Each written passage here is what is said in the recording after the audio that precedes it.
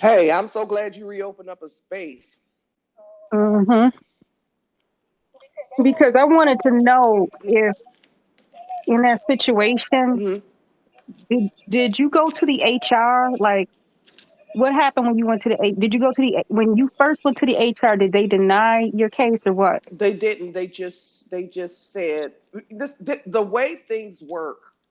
And I can't tell you specifically which agency I work for, but I've given hints. So they'll say something like, uh, "This is uncalled for. This will be dealt with in a manner or order." Some bullshit that they say. They try to make it eloquently. So it just kept getting to the point to where I do my own investigation. So when I would hear certain stories and incidences, they'd be like, I'd be like, man, like I'll say something like, man, and I wouldn't tell them the whole thing. I'll just be like, yeah, I was in the office with X and Y, and it just didn't go well for me, and it was very disrespectful. Just a general term. They'll go full on in these stories, and then they'll say somebody told me I should have went to the EOC. But see, the thing is that Karen had a hold on everything. She was destroying lives. Anybody that reported her, she was straight up destroying them. Getting like, and then this is those at will jobs. So just trying to find if you was late twice in a week, just stupid stuff like that. And she had the authority to actually do that. Or listen, and one thing that white folks or white women, I will say, is good at is emails. It's about the emails. They will say the tone, even if you say something nice, like you're speaking to them in person, they can't get you on that because they want you to be angry black woman. So, like Hmm. Karen tried to retaliate against me by saying the tone of my email was not conducive in the workplace. You see what I'm saying? But I was writing everything down. I was writing da da da da. Y'all keep pulling me in the office, so they already know that I'm sister girl in there. But when every time they pull me in the office, I turn black Karen. I'm like, "Oh, what do you mean? I have no attitude. I'm not. My voice change. I code switch just for their pleasure because I know how they are. Because everything I do, if I look them in the eye, I'm being intimidating. If I say a word like that's unfair, and I stress the word unfair, then I'm being intimidating, and so now I'm being violent or something. I'm hostile in the workplace. Is what my emails are hostile. My greetings are hostile. That's how it got to be. So I was like, you know what? When I come in here, I'm straight up cold switching, and I'm straight up like, what do you mean? Like, Did you watch Vicky Diller? Vicky Diller says pull a them on them. yeah, Pull a, I oh, didn't know that, yeah. but you have to do that. I got my voice and everything down. I didn't know that I was actually doing that. Am I really doing that? I'm so sorry. Yeah, just play dumb, like they do, because they will use anything against you. Um, if you ever see me, sometimes I'll make a tweet, and it's basically because that's my way of dealing with someone trying to gaslight me, knowing that they um, followed me around the whole night and tried to look for something wrong, and I was their supervisor. Okay, and you, it's something I deal with. They don't want to take authority from black people. The only black people they'll take authority Right. from are some coons who will kiss up to them. So yeah, so a lot of times I'm just like, how do I deal with this? Do I tell them off to go? So sometimes I just find more work for someone to do, or sometimes I'll go take a break or whatever. It just depends on how I want to deal with it. But they are very condescending, and they will gaslight you all the way to high hell. They really will. Nikki, So Nikki, I wanted to ask go you, ahead. as a nurse, we all, heard the stories about these hospitals, how the medical apartheid, and how they killing us and they stealing our organs and all. And I asked another nurse in that I know out here the same question, and I mean I don't even remember her answer. But what do you see? Do you see? Because they're pretty good at hiding stuff from us. But I mean, Well, it's done legally. If you're talking about the organs and stuff, all of that is done legally. If somebody signs something on their driver's license saying that they want to give up their organs, I don't know if you recently saw that tweet that was going around with the black family saying, "Hey, we are his parents and we don't want y'all taking his organs." And the lady was like, "Oh, oh, it's above me now. He signed his driver's yeah, I saw license." that. I saw that.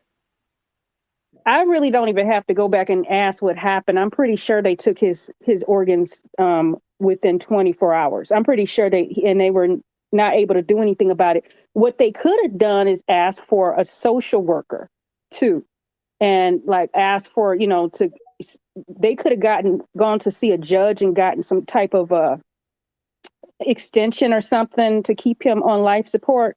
But I don't know what happened. I never followed up with that one. But um, No, but I but believe that they taking people organs even if they not even signed up for that. I think they steal them anyway. I haven't seen that, and that would not be done in front of me because I haven't. I personally have never seen anything like that or seen anything connected to that. All I've seen is ICU when people have signed their driver's license and they what they do in ICU. And because this was going on in COVID, and I can speak on it because it is what happens, and it's not a particular patient, it's just something that happens. They assign like an organs nurse. We're running around there doing our jobs all night, and there's this one nurse sitting in a chair outside of that person's door waiting for them to die so that they can prepare them to get those organs out of them. Yep. Yuppers. Yups. Yep, and there's a lot of black people who in Chicago who were dying from COVID around that time. So yeah, And another that's one, all. another question But I wanted to ask you was go ahead. okay, so there's a lot of tethers. I mean, not just tethers, but immigrants in general that's working in these hospitals now. You know how they feel about us. Mm-hmm. Are you concerned about that? Yeah, I've had to deal with it. It's actually made me a better nurse because you remember when Sage held that bum ass space, and it was Jason Black and Tariq Nasheed on stage at the same time. I love the hell out of them. Um, I remember Jason Black and Tariq Nasheed. They told me in two different ways, but I mostly remember Jason Black's word when I told him about the immigrant nurses and the things that I had been going through. And I don't hate somebody because they're an immigrant. I've got a few nurses who I've had lunch with, so can't nobody say that I mean to anyone because they're an immigrant. But Jason Black told me that not to give space, not make sure that I'm doing the best. So can't nobody say that I did anything wrong. And I've taken his words and I've always just, even more so than ever, I'm even going back to school to get my master's right now, just because he gave me those words. I'm just trying to be the best at what I do. That's why I'm just like always tired. But he told me to make sure that there's no room for me to ever make a mistake. And that was the best advice anybody could have given me. I love that man so much. Yeah, But I was asking, but yeah, I'm not really talking about you because I already know what yeah, I'm that you're going to sorry. do what you have to do. I'm But sorry. I'm I, just I saying, go on tangents. I'm sorry. Go ahead. no, it's okay. I just wanted to know because just like I was saying before about getting intel, you know how these people feel about us. We already know what the white folks are doing. Mm-hmm. But these tethers that that feel a certain way about us, and we send our sick grandmother or loved one into these hospitals, and who wants to say that they not neglecting people.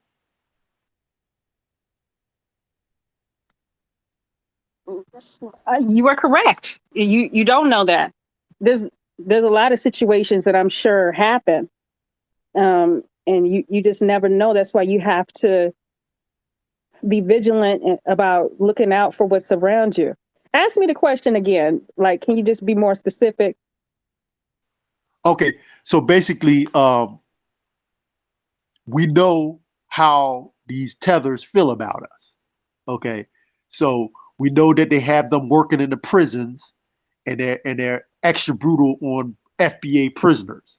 Now, the same thing. I mean, like white supremacy, even if it's in blackface, is is in every area of activity, especially in the medical field. So you got these tethers working in these hospitals that Mm, feel a way about us. mm, So we need to put some intel on them. We need to keep an eye on them and make sure that they're not, taking us out. I'm just mm. wondering if the people like other FBA brothers and sisters that's in No, that field are getting on code and keeping an eye on these people. I'm gonna let you know right now. they're not. 'Cause But they still don't know the difference all the they time. They still, yeah. but because I'm one of those people, right? But I remember the little light skinned Sunday school teacher that say, "Let your light shine for Jesus." So when I walk up in place, yo, I step correct. Woo-ha! I got you all in check. I'm I look. And the fantastic thing about my job is I'm a teacher. Everybody knows I'm a teacher. Everybody knows I teach humanities studies, which entails of history and stuff like that. If everybody see me, when they see me, I'm natural. I wear my hair natural. They try to claim me because I walk with such presence and my head up high. And if they try to ask me about certain things, they know I'm not a typical Black American, so therefore I have to be an African, and not it's because I'm a true foundational Black American woman. So they get the picture. They've been slacking off a little bit while I've been there because they can't understand. I am not a loudmouth. I'm not a clapper. You know them. They do that. I'm not. I don't do any of that. I don't walk around and I look you in the eye and I speak to you. And when I come to a door, I expect you to open the door for me, Mister African. Da da da da. You're going to do that because you're in my country. You're going to respect me. I have certain conversations. I know how to move in there, but it's more or less a show what you could do versus, telling them whatever, yada, yada, yada. So I get mad respect where I work. I'm glad you do. Let me ask you, what pretty much did you say in that letter that could have been seen as inappropriate inappropriate email that you were talking about in Racer Bow Space? I, I, I asked if my services were needed um, for a project that they asked me to do, and then when they got all of the information to start the project out, they ignored me. So I sent an email asking, did they still are my services needed for my expertise for the paperwork that was given? And then at the end of the email, I said, please respond to the email, because for me, it's like yes or no. If it's no, that's fine. You took all my information. That's fine. Okay, I got it. You used me for what I got. I know what to do next time. But she said that was hostile. Please respond to this email. It was hostile. Oh, I'm sorry. And Jay Hill, I don't know what or who you are, but I saw you laughing when I was talking. So if you would like to grab the mic and come and say a few words, I'd appreciate it. I sent out a mic. This is a Black American space, just in case you're not. Yeah, it's been a few different people coming in spaces, and you don't know. I just thought it was okay because it looked like they. Okay. Why don't you come on up, Jay Hill? I'm gonna give you a minute or two.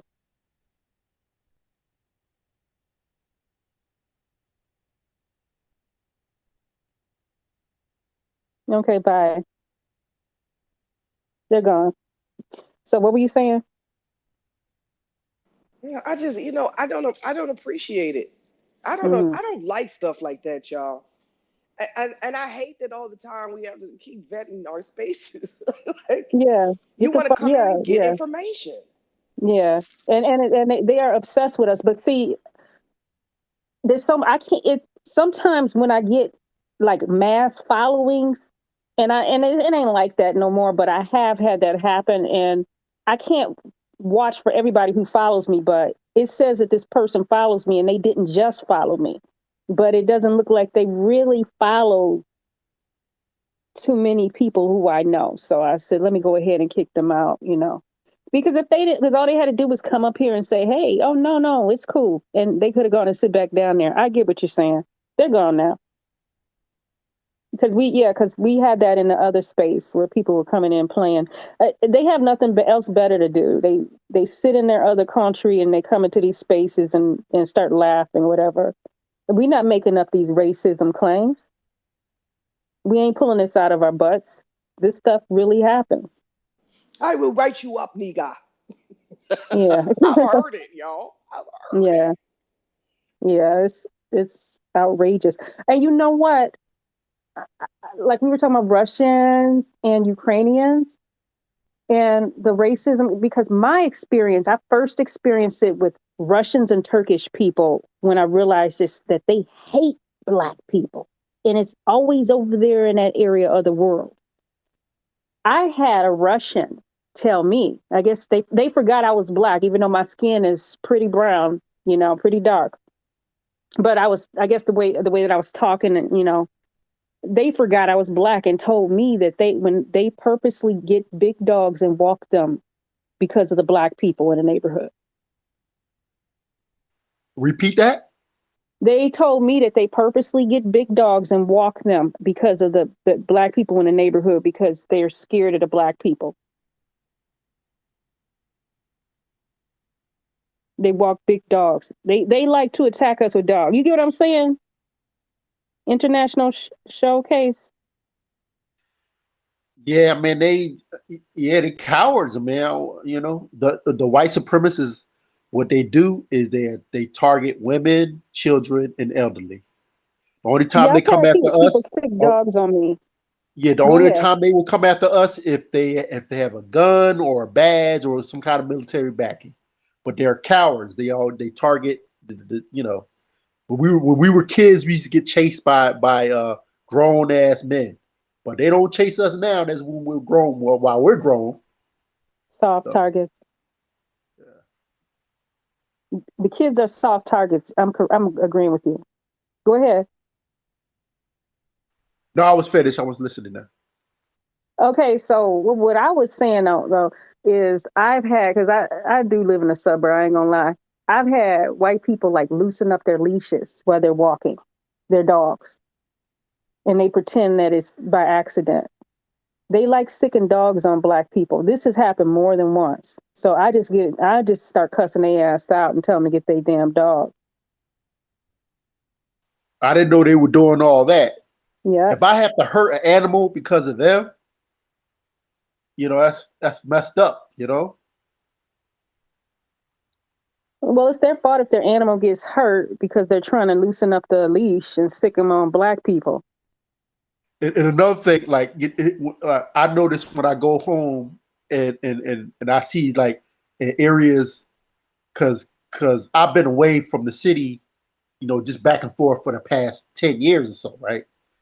And when I go home and I'm seeing all these sprinkles of white folks in areas that was always, Philadelphia is miles and miles of black people, and it's like and I'm not used to seeing sprinkles of white folks in our neighborhoods, and they walking their dogs and all that. So I'm seeing this now, and I'm telling these people like they act like they got this attitude like okay yeah, these white people live here now like it's a nice like it's a positive. I'm telling them that's not good. That's not good that these people come in your neighborhoods. Now they're gonna start calling the cops on you. They're gonna start changing things up there. They're gonna start renaming stuff. It's just a matter of time. It's not a good. They've been planning this up since the 70s. You know? Right. Right. Yeah, they have been planning it. They used to knock on my grandmother's door all the time, asking her, and she would tell them no every time. They would knock on her door all the time, asking her if she wanted to sell her house, and then come back the next few days and ask her the same question. They harassed her until she told them don't come back by her house no more. So yeah, Yeah, they so would it's not. do that. They, I say be hostile to them. I'm going to be hostile. I'm not going to be nice to no, because you're the beginning. You're the first wave of the racism that's coming returning to the neighborhood. I guess you're correct because do you really do we owe them anything other than hostility after the way they treated us? I guess we have to be. We have no choice but to be hostile because if they're gonna steal from us anyway, so we might as well stop them from stealing from us. They steal our land. They steal our um, oh, you know what? They steal everything from us. They steal our style. They steal anything they can steal from us. So we might as well just be hostile with them and be aggressive. But the thing is, if we're too hostile and aggressive, we get accused of being angry black people. But should we even care what they think about us at this point? Because we That damn that right there, like why we need to stop being concerned about what they think. Yeah, I'm an angry black person. I have a reason to be angry. Don't be apologetic about it. You know what I'm saying?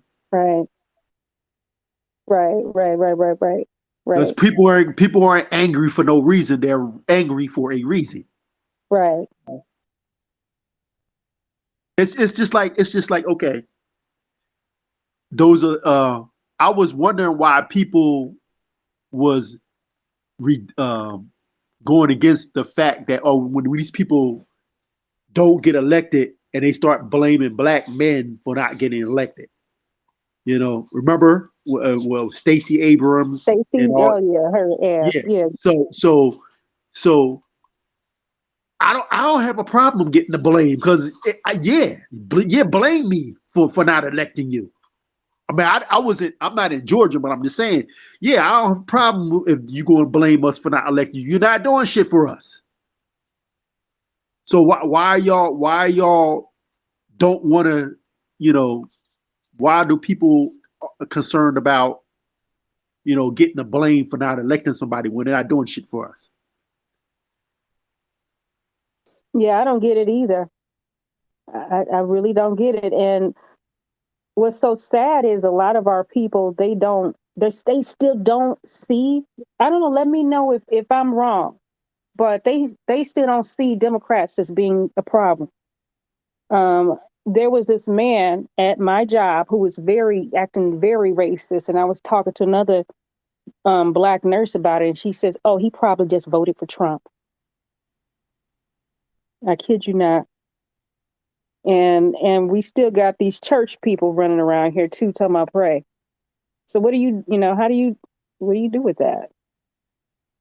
They Yeah, don't. I mean that's why you have to show people receipts. Just like the people that's late to the party that don't know what's going on, and they come and it's like a referee that don't see the perpetrator. All they see is the retaliation, right?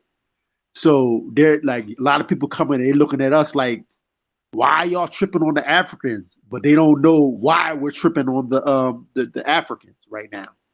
You know, they don't see even though it was understood that they didn't like us from day one. Everybody already understood that, but now when you see what happened on the Twitter space and how they coming at us now, a lot of people haven't seen that. So they're looking at us like we're the ones being like we're being evil, but it's not. No, we're just defending ourselves and we're pointing the shit out and we're calling them out. And the same Right. thing goes. The same thing goes for you know we have to educate the people who are just off code and don't know what time it is. Only way you can educate them is to show them receipts. Let them see it. Because I have my own family members arguing with me, you know, talking about you know Y'all act like y'all acting the same as the Ku Klux Klan saying stupid shit like that to me because they don't see it just like you said. Yeah, I get called extreme, by people in my family. I'm definitely the odd one out. I'm assuming that most of us would be, unless you just happen to have a revolutionary upbringing. I mean, my mother, um, she did get involved in some movements while we were kids, but it mellowed out once we got older. So I did grow up understanding, about Black empowerment, but not the way I do today. I think a lot of it just came from just my spirit.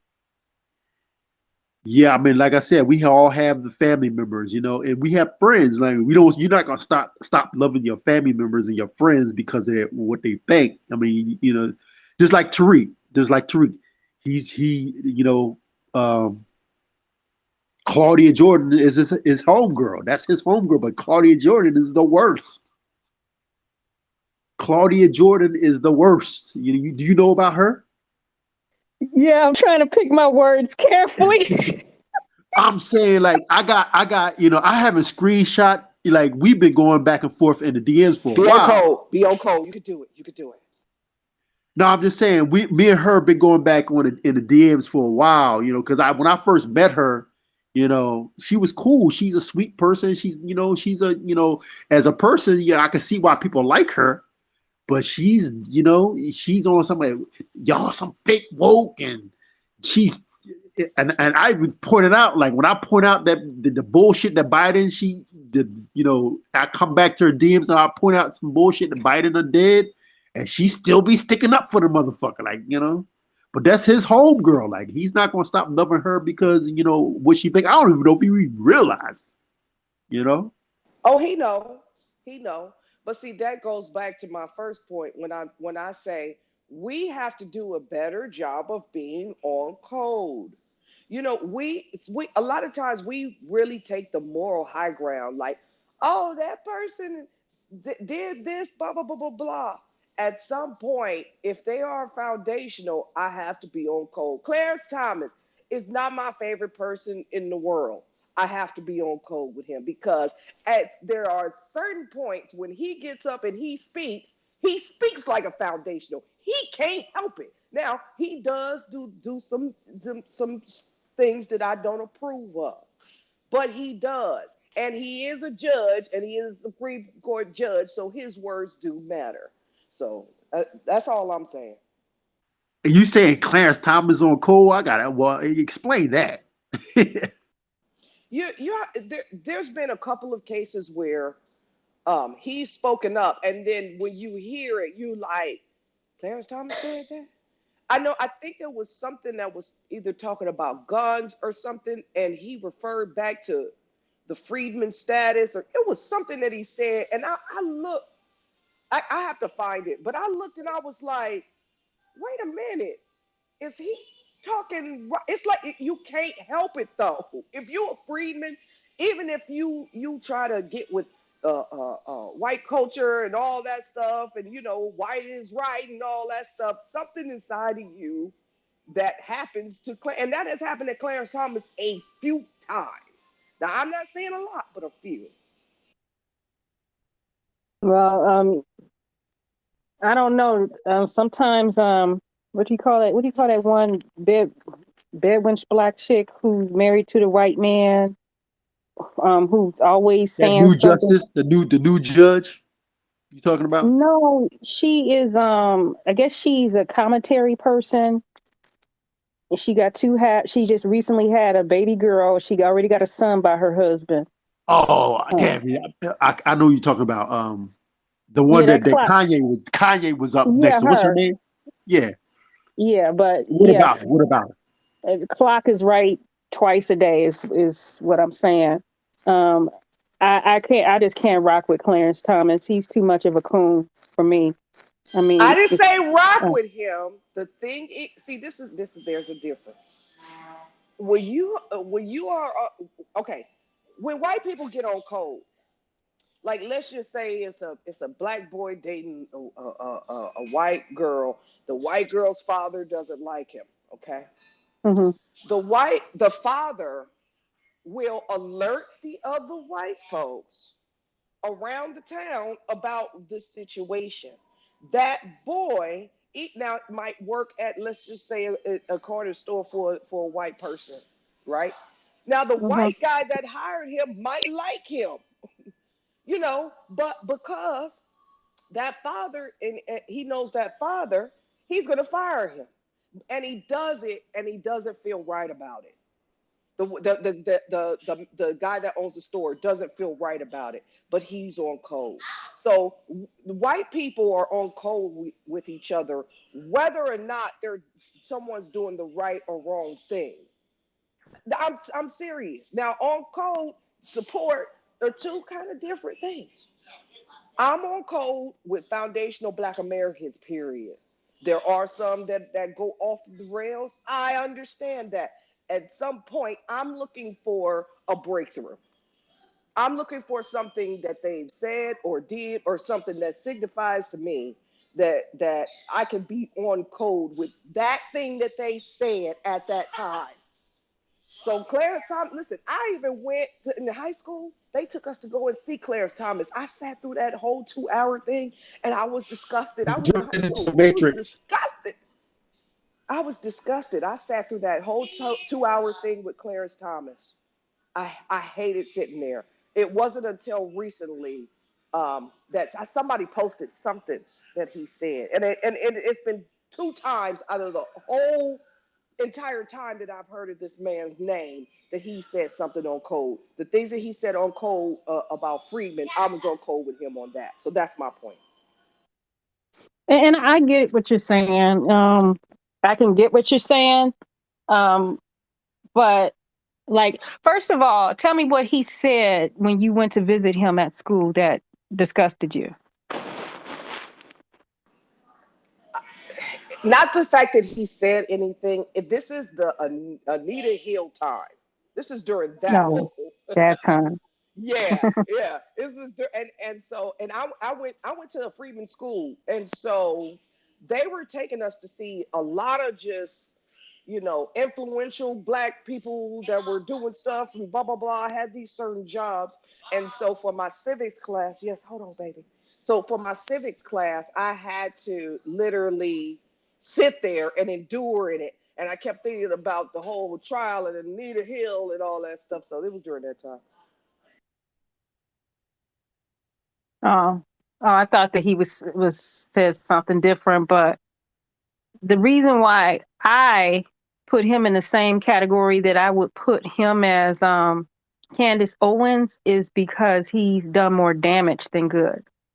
And he's more than likely once a coon, always a coon, even if you are right some of the time. Um, I feel like his goal is to undermine other foundational Black Americans, even though he is a foundational Black American.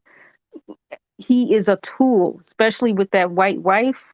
And there's a lot of on code. Like I feel like Ice-T has done some on code things too, but I'm not gonna keep naming rappers, so don't, because y'all can get me with that. But once they start marrying white people and listening and they got a white woman whispering in their ear, telling them how to think, it's a wrap. Just like with Candace Owens, you can tell that she gets a lot of her talk. You can tell that he's a sneaky, quiet white man who whispers in her ear and tells her what to say. And she does it to please all white people. Now, she's not foundational Black American. She's either half foundational Black American or in half from the islands or all from the islands. But I know that No, she's island. She's all island. she is okay. All right. Mhm. But that's just how I feel. I get what you are saying because Candace Owens has said some things that I definitely agree with. And I almost retweeted her a couple of times. Tell me that I'm not the only one who's almost retweeted Candace Owens and Culture, when they've said something that is on code with what we're doing. But when it comes down to it, I just have to say, how do I know that it's not a trick? How do I, just because we agree with about just because we both may agree about the LGBT community doesn't mean that we're going to agree that when you're talking about George Floyd and saying he's on drugs, because when you're saying something like George Floyd caused his own death, you're saying that you don't think any of our lives matter. So that's dangerous to me. So a person like that is going to cause more harm than good. Somebody's trying to come up. Person like that's going to cause more harm than good. Yep. But I Are see there? what you're saying too, Miss Eddings. I see I, what you are saying too. I wanted to You ask make a some really question. good points. What? Oh, can you hear me? Yes, ma'am. I wanted to ask a question. Yeah. Are there off code white people? And if they are, I'm wondering how do they handle their off code whites?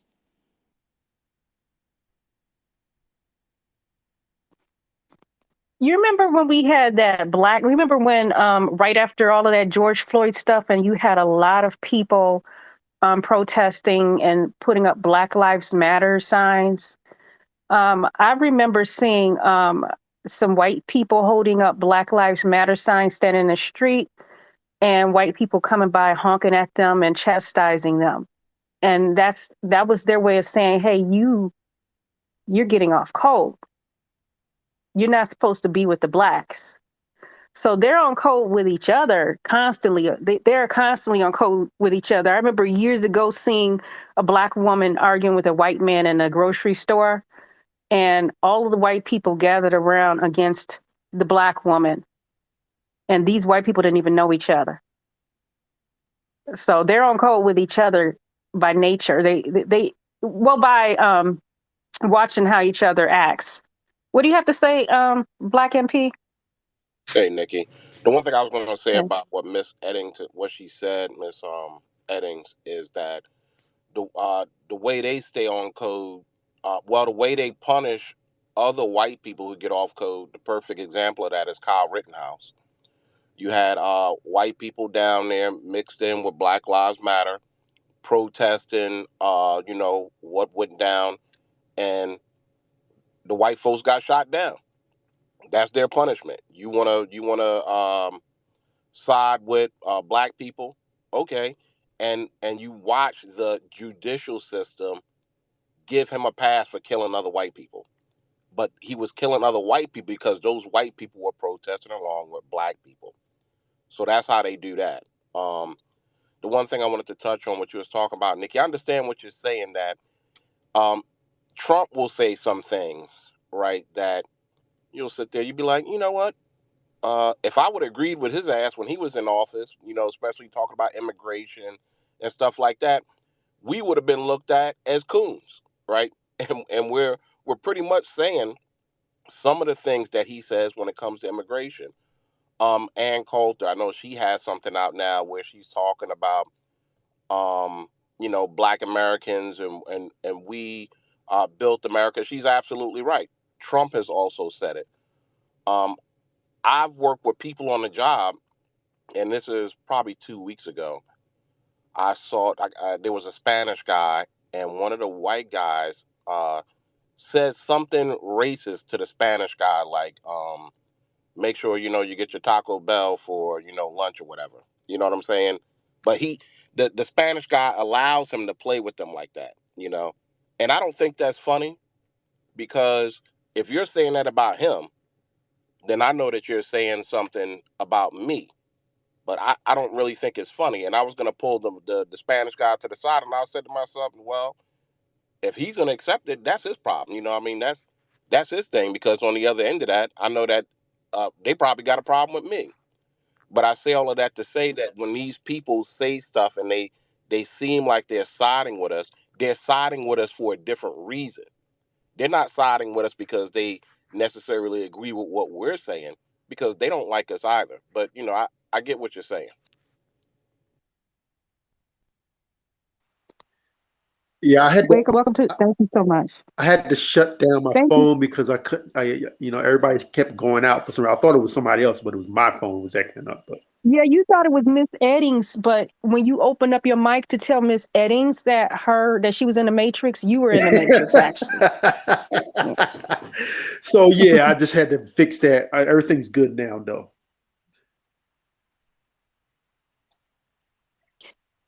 Okay, so did you have something to say, Yeah. I mean, D? I Okay. missed out. You guys were talking about the with Candace Owens, man. I missed out on that conversation. Basically, we were just talking about how she was talking about Judge Clarence Thomas. She had some really good points too. I wish she would come back up. She was talking about how he says some things that are on point sometimes, and I sometimes you can't help, if you're from the lineage, you can't help but say things that are on point because you come from the same place. You have some of the same background, some of the same experience. However, I look at him. I personally look at him no different than I look at Candace Owens. One, because he's just a coon. Two, because he's married to a white person. That's to me. I always look at that as let me let this person up. Let you up just a minute. Osmosis is what I was trying to say. That I look at it like a form of osmosis. If you have something around you and it's in your house, it's going to overflow into your thought system and your belief system, or if after a while, especially within a marriage, because you have the loyalty to that person, and your minds meld, and you get to share their belief system. You start to like unseasoned food after a while, and you start dancing off beat after a while. Because you're married to this white person. So that can be dangerous when you are a black judge and you're married to a damn Susan, because after a while they turn from Becky to Karen to this evil Susan. And then you're a judge and you got this Susan whispering in your ear, and you never know what comes out of that. Go ahead, Miss Eddings. I agree. Clarence Thomas is a coon, biggest coon, one of the biggest coons I think I've ever seen. Super coon, okay. He's our coon though. That's the only point I'm making is he's our coon. It's for us to criticize him. But he belongs to us. He is our coon. Now Candace Owens is a whole nother different story. She is. And I kind of wish I would have, because as soon as Black and Power started to speak, my mic, like I couldn't hear anything. So that's why I had to drop down. But I'm in a different part of the house. But yeah, he is super cool. I agree, Nikki, on that. And as far as him marrying that, you know what, y'all, that movie, How High? If y'all ever seen that movie, Mm-hmm. that is one of the funniest movies in the world, where the professor is married to this ugly white woman and stuff, and there's a scene in there where all that time he been cooning, but it's the scene come and he just break out and he just start dancing. I mean, it's like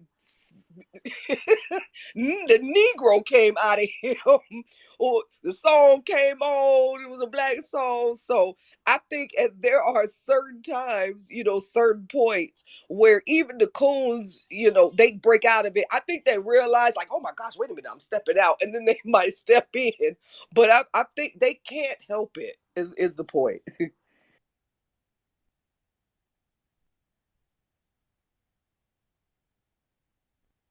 Did you have something to say, Black and P?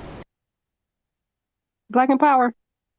Yeah, I mean, I was gonna say that I would find it hard for somebody to um, talk black but sleep white, because there'll always be that conflict, especially when you start having children and stuff like that. They have extended family members. They got brothers, they got cousins, they got aunts, they got grandmothers. They got friends, and certainly those people are all suspected white supremacists. So it's either you're going to acquiesce to what they got going on, you'll be torn. You understand what I'm saying? Um, because you're going to face I mean, we're facing white supremacy every single day out here in the regular world. When you go out to work, you step outside your door, um, but you're going home to it every day. So, I mean, I would just find that a challenge, and that person would always get the side eye from me.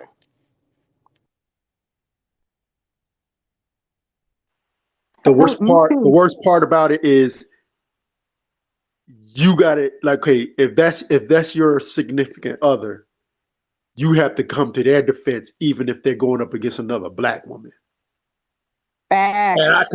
I cannot do that at all. That I would, see that.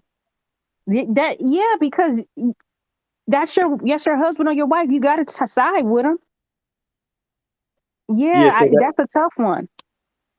that's It a ain't so question I tough for me always wanted because to I ask ain't never our. gonna. Go Go ahead. I'm ahead. I'm sorry. sorry. You go ahead. You were talking I, first. Go ahead. I mean, that's a question I would always ask someone who's married to a white person. Is that when that situation comes, that's your sister. She knows you more than your wife does because that's your people. So, would you take your wife's side over another sister who understands who you are as a man and defend that white woman over your sister? You know. That's yeah, because some people think that they can handle interracial um, partnerships and stay on code. If that if that is true, the person who is black, they have to be so strongly coded that I mean, perhaps it could happen, I agree. uh, I but agree. but they have to be so strongly coded. I just know that I could never see myself partnering with anybody that who is not black. I can't do it. But and I can't see. I haven't seen when I see so much of it happening in my town. All I see is black women with white men, and they give up so much of their blackness for these white men. They walk around with a fake accent. They talk in this Valley Girl accent, and they don't cook the same, and they don't stand up for black issues. They just give up so much of themselves. So I just can't see any marrying a black woman marry at least a black woman marrying a white man and staying on Oh my code. God, Nikki, what I, do you mean? I mean, it's like yeah, yeah, I have to get the because bag. I have to get the yeah, bag. That's all it is. And black men don't have the right, bag, okay? yeah, that's exactly exactly. I just don't see where it can be done. I'm sorry, Steve. Clarence, It's not it's not black American men it's not black American women that you see. You see them African women. They're mostly African that you see with those white men. So I just want to just clear that one up. understood. Yes, ma'am. Clarence, go ahead. Clarence, Yep. Hey, good morning, Sister Nikki. How you doing? good morning. Good morning. Good. I just popped into space, and as soon as I popped in, y'all were talking about two of my favorite people, Candace Owens and Clarence Clarence Thomas. Thomas. Yeah. And y'all have made some very good points about them both. But a brother uh pointed to me the other day a documentary about Clarence Thomas's life. And I watched it. Now, I read his biography when I was a teenager, and that's when I was intrigued by him and his story. And his story is very fascinating. I mean, he's FBA all the way through, Foundation of Black American, all the way through. And one fascinating thing that I found out through the documentary, I didn't know, this is his second marriage. His first marriage, he was married to a black woman. He has a son, his only son named Jamal, by a black woman. That marriage did not work out. I think they got divorced like in the early 80s. And then somewhere about 86, 87, he met his current wife, the white woman. So, yes, he is married to a white woman right now. If that's what makes him happy, all power to him. But I do want to put on the record that he was at one point married to a black woman and has a child by a black woman. But y'all are right that Judge Thomas and sometimes he does say things that we can agree with, right? And I even posted the other day from watching the documentary, he was laying out when he was going before the Senate for that hearing to be confirmed as a Supreme Court justice.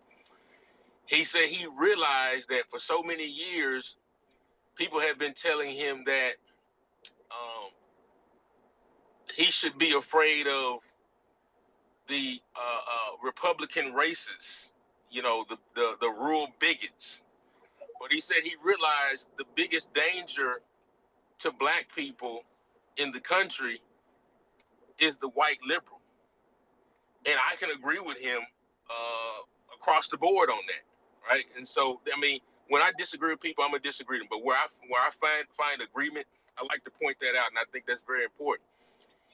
I'm gonna tell you, even Candace, I didn't like Candace for a lot of years, but then Candace said two things that was profound to me. One, and I think y'all are kind of seeing it circulate now, when she had that debate with Mark Lamont Hill. I sat down, I said, let me give this sister a chance. And she just obliterated the brother Mark in that debate where he was trying to make sense that men can get pregnant. And at one point, Mark used to have some type of intellectual credibility. It's all gone now because he's been bought and sold. But two, Candace made me realize how detrimental this abortion movement has been to black people. I was unaware of it until I watched a video that she put out about 2 years ago, and it completely changed my ideals. And it's one of the reasons what brought me over to identify as a conservative Republican now, because of that. And so my point is, yeah, she said some problematic things, like the stuff she said about Like George. being against reparations. I haven't heard that, but I won't dispute Yes. that. Yeah, I She haven't is heard that. against reparations. Right. She do not believe that black Americans should get reparations, and she's not even a black American, so she shouldn't be speaking on that. But that's why I don't like her. So most of those non-FBA people feel like that. So that's common amongst No, but them. she's dangerous though, because she's getting a chance to speak, and she's speaking as if she's a black American. Okay, but let me finish this point. She called reparations a scam. That's what she said. Exactly. I don't respect nothing else she got to say. Right. Let me finish this point real quick. Now the stuff that she said about George Floyd, I absolutely hate it. I think it was disgusting across the board. And so there are a lot of problematic things about Candace, but there are also some good things that she has said as well. And I think we can find value in it, but we also can dissect the things I don't believe that she said. so. Oh, that's fair. That's your opinion. I got mine. But let me say this last thing about Judge Thomas, and I think the sister Miss Edding said that he's a coon, but she said he's our coon, and so I can respect that ethic. That hey, he is one of us, and so we should be able to critique him in an honest way if we don't agree with him. Now, I personally don't like the word coon. I think we can use a better word of disagreement with our own people. The word coon comes from a very nasty place, and then we shouldn't be But they continuing to let nasty people towards their own people. Nicole. So that's good that they're being called a nasty. Nicole, let me finish my point. Nicole, let me finish my point. Nicole, let me finish my point. You can say whatever you want to say, right? I just said I personally don't like the term because it comes from a place of white supremacy, right? And I think we can use a better word to critique our own people. But outside of that, I agree with a lot that y'all were saying. I appreciate the conversation. If you don't like the word coon, just use treasonous Negroes. Well, see, that's fair. That's Miss fair. Nikki. So okay, so you rather call him a motherfucking Negro than a fucking coon? Y'all fucking sick. Miss Nikki. I agree with you. I agree with you too. I'm just saying, for the people who don't Yeah, want to he use the word agrees with coon. you. Negro, Yeah. no. Coon is fucking good. Negro is a group of motherfucking people. They got Negro on our birth certificate. Fuck no. I just added treasonous to that though. That's all I did. Just add treasonous to I know. that. Don't put Negro with that bitch. Just keep it treason then. So it's safe to say that you prefer to use the word coon, right? Yeah. I mean, I don't got nothing against it. You know, cracker, pigs, however. Sambos and mammies and No, they ain't good enough for me. I like them, and I won't call them what the fuck I won't call them. You know, I won't call them what they called us. Fuck that, though. I want to pig, coon, cunt. Fuck that. Nikki. to the point that Clarence was making, you see, like the things that you were. Wait. Let me clear up something real Okay, quick. okay. Um, with all due respect, like if somebody's talking, can you like let that person finish talking? I know that I it's not like I don't agree with anything people saying, but just let them finish because I don't want anyone thinking that I'm not giving them a chance to speak in my space. I want everybody to have a chance to, you know, express themselves with all due respect to everybody. But go ahead, Miss Eddings. Yeah, so to the point that Clarence was making about Supreme Court Justice Clarence Thomas, that's what I meant by being. There are some things that he say that are on code. You understand? Now, I don't agree. There's a lot of things that I disagree with him on, his sometimes his behavior and other things that get on my nerves, but there are a few things, and I'm glad that Clarence actually came on the board and said, because somebody was like, where he said something that was on code.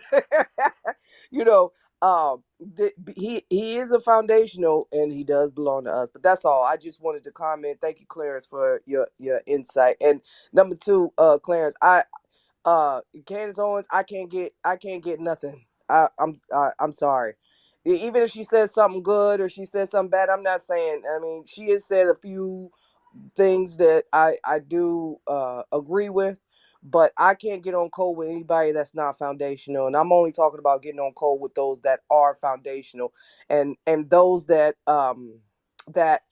if you are a coon or sambo or whatever the term that whoever needs to use, then that's what they are. So I land. Appreciate that. Black in Power, go ahead. Yeah. To the point that sometimes we have people that are in leadership positions or people who are in positions where they are put to the front to speak as if they're speaking for all black people, i.e., Candace Owens, Charles Barkley types, Shaquille O'Neal. All you got some entertainers that they do that to, and you got people like Jesse Jackson, Al Sharpton. See, the only problem I have with them sometimes saying something that fits what is good for the black community is that the majority of the time they don't, right? And it's like, all right, so when is it time to just say no? We're not going to accept that you said something good when 90% of the time you say some real messed up stuff about black America and you speak against our interests, right? So I just look at we're in the urgency part right now. I just feel like we don't have time to play with these people who they're really not straddling the fence. They just want to say some good stuff sometimes, but they understand the position that black America is in. So that would just be my question to you, Clarence. It's like, all right, Candace says some good stuff. I never heard her say no good stuff. I mean, she's in my eyes, she's a traitor, she's a coon. Um, and as far as Clarence Thomas, yeah, I've heard him say some good things. Sometimes though, but why not just stay on page and on code with black people all the time? Like, so most people in these spaces, and there's some people who I'm out with in my real life, we're just on code. We're black first. We're about the black community. We're pro black. It's like black everything. But these people who have the podium, who have the camera in front of them, they always seem to be wishy-washy. So at what point do we just say no? Because we need, right? Because white society does that. White society, when it deals with white supremacy, they don't take no wishy-washy white folks. They don't do that. It's either you on team white supremacy or you ain't. But we're not gonna have you speaking up for black people and speaking up for white interests. You understand what I'm saying? So when do we do that? When do we just say no? You gonna be black or you ain't gonna be black? I'm not gonna have you going back and forth with us. And that's the question I have for you, brother. Yeah, I Yeah, agree with you. I agree with you, man. That whole wishy-washy stuff, we got too many of that. We especially with these celebrities, the Kanyes and yeah, we got Clarence Thomas, Candace Owen, on. If they say one or two things that we agree with, but the most time they saying shit that will hurt us and doing, and a whole bunch of people are listening to them. Yeah, I agree. Yeah, but Kansas Owens is not even Black Americans. Most of the people you called out was like Black American. She out of order. Well, Kanye is another one. He's a perfect example. People want to say he's a genius. So now, he had a thing going on with the Jews. But he said a lot of fucked up shit about black people. He said slavery was a choice. That's what this nigga said. Slavery, that's a He slap did. to black people. That's just a slap in our face. But then he says something that we all understand and we all know about the Jews. And now he is some sort of symbol of greatness and hope to the black community. No, what it is he woke it up.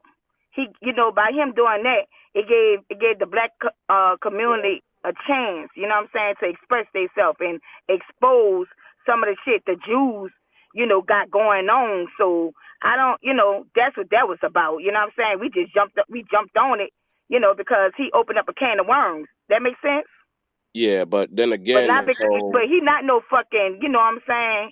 but does that give him a pass though, Nicole, from all the other shit he was saying? That Hell no.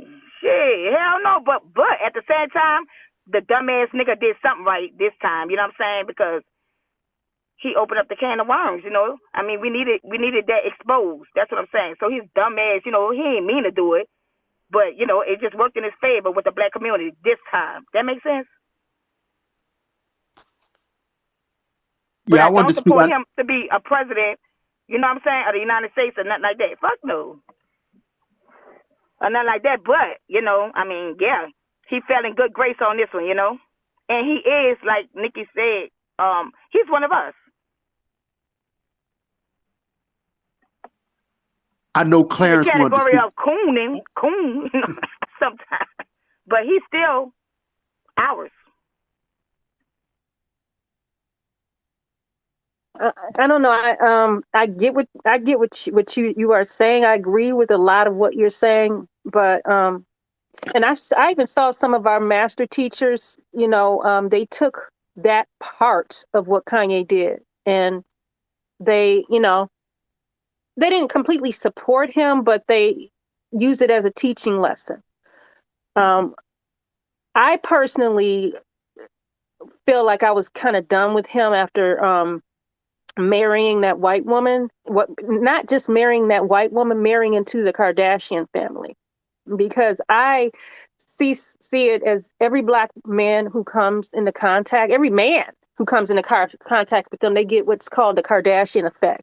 Bruce Jenner is a woman now. You see that bodyguard who's dating the mother, you could tell that he's completely hypnotized, and that you can see like an invisible leash that she has attached to his neck while he's walking. That's how messed up he is.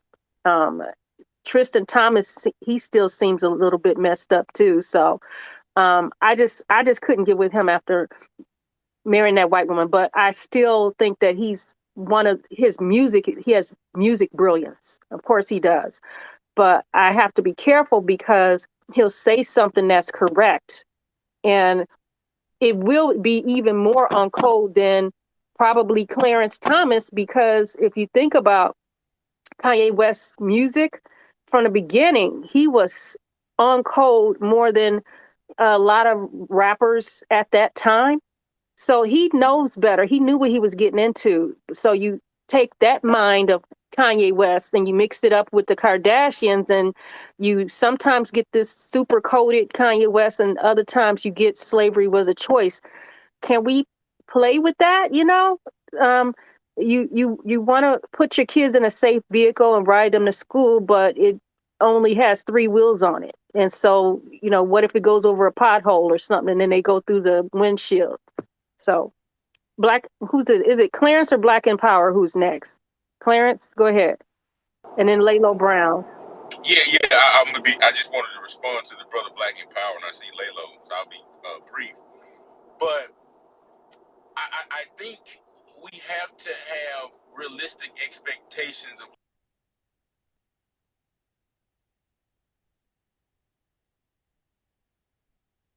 I think his phone rang. I'm waiting. I'm not able to raise my hand because I got an Android. Well, But I just wanted to say I didn't mean to cut you off, but I just wanted to say that the whole thing with the slavery was a choice. You got to remember Kanye is an artist, so I don't know if this is his angle, but that whole slavery was a choice thing.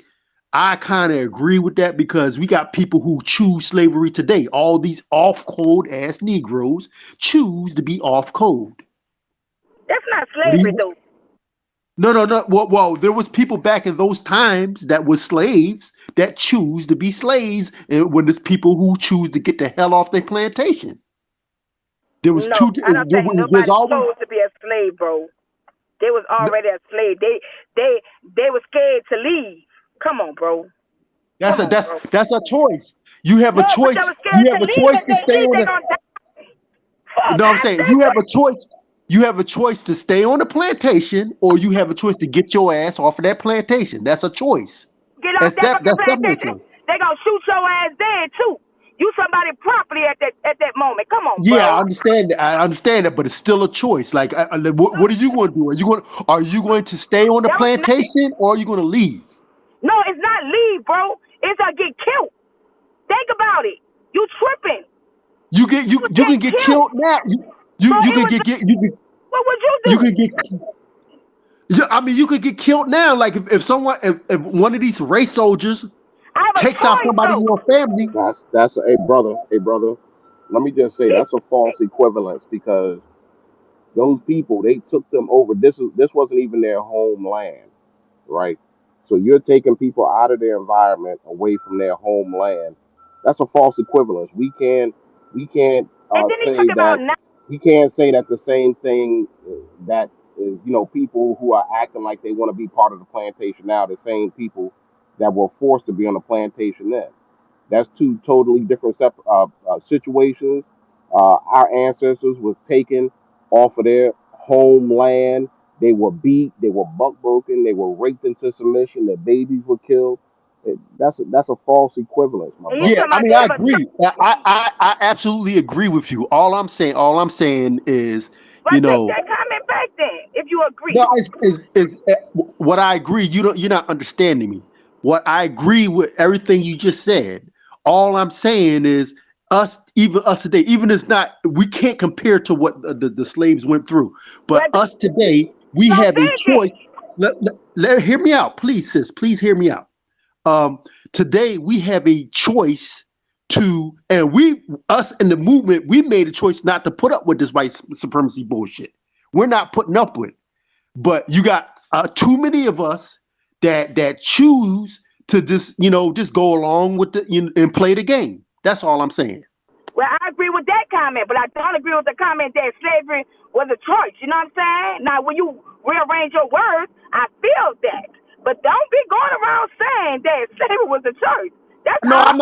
I'm not going around saying that. I'm just You you all I'm saying is, you got two different kinds of mentalities, okay? Those are strong words, but there's these two different kinds of mentalities. The people who going to put up with the shit, and there's the people who going to fight back.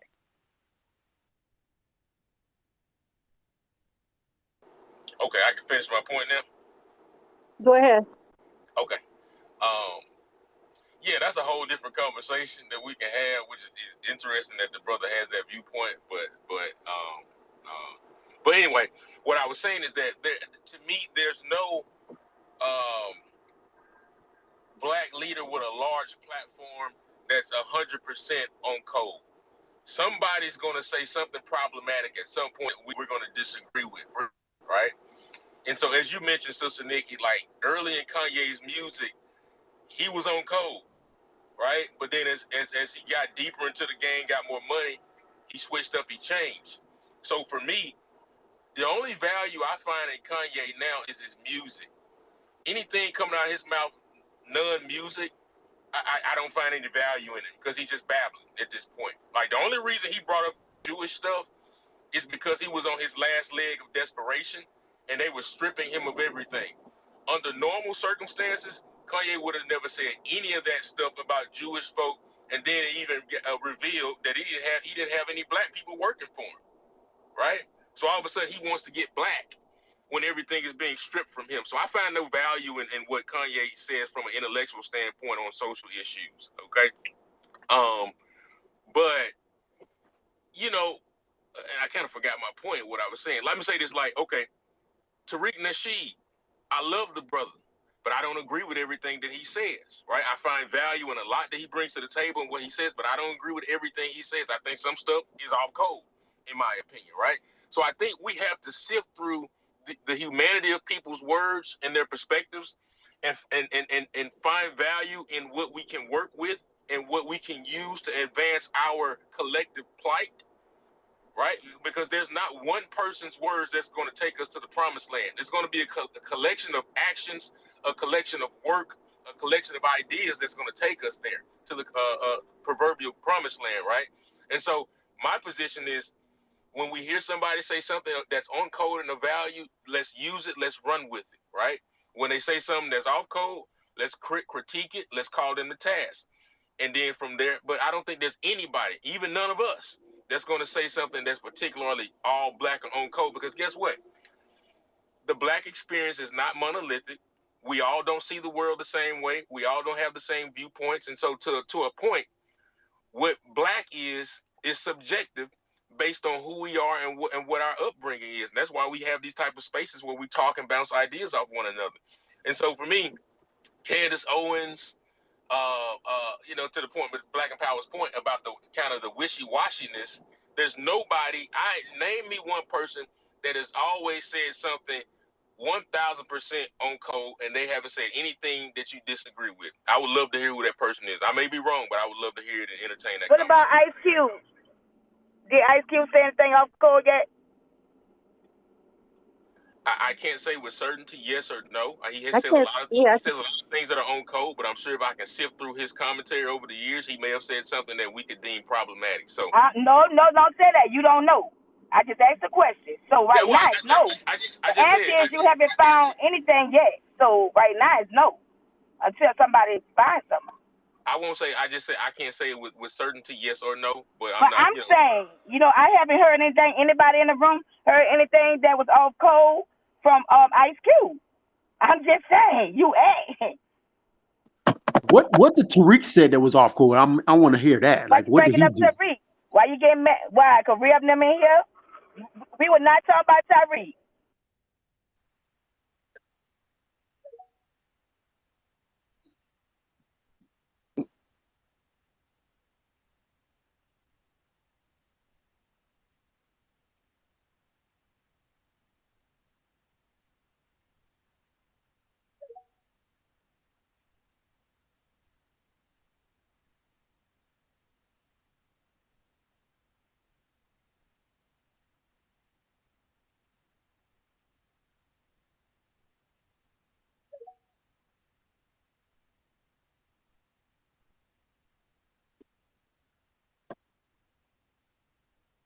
I apologize, brother.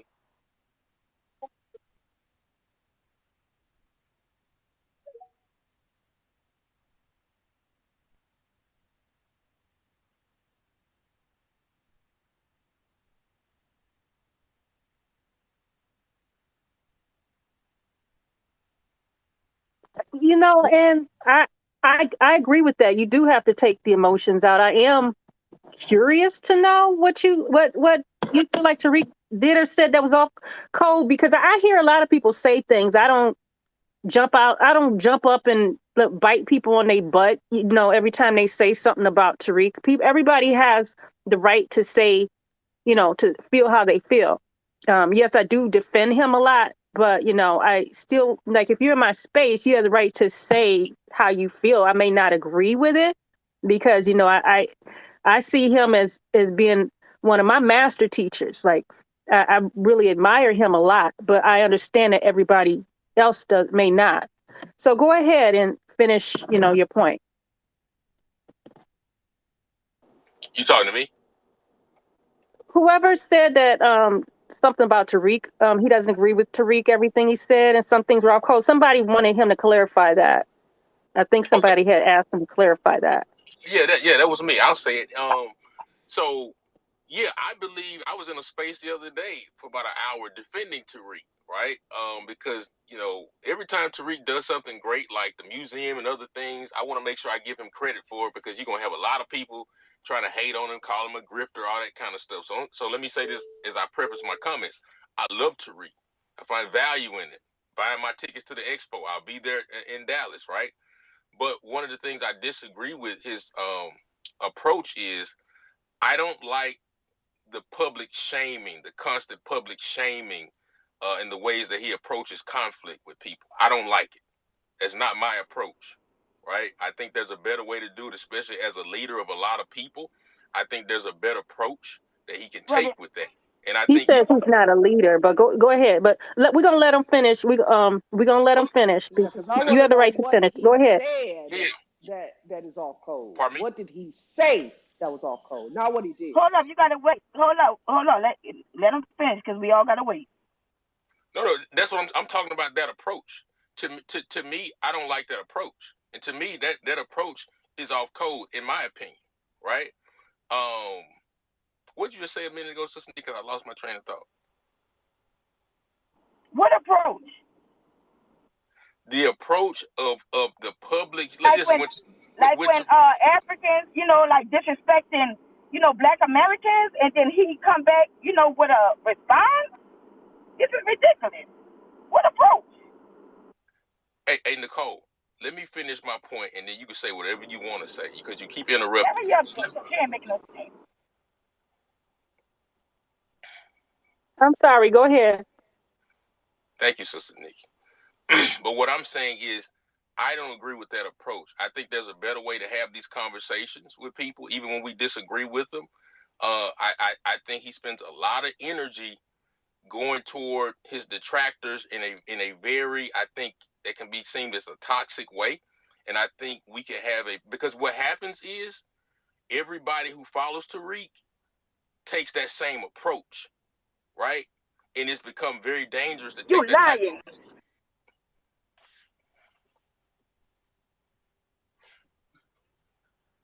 Yeah, Yeah, come on, no, Nicole. Nicole, Come on, please. Nicole. Come He on, Nicole. lying. He's I not want to saying come on, nothing. Nicole. Let him He's not finish, saying okay, nothing hun? disrespectful, What Nicole. he You know what I say? mean?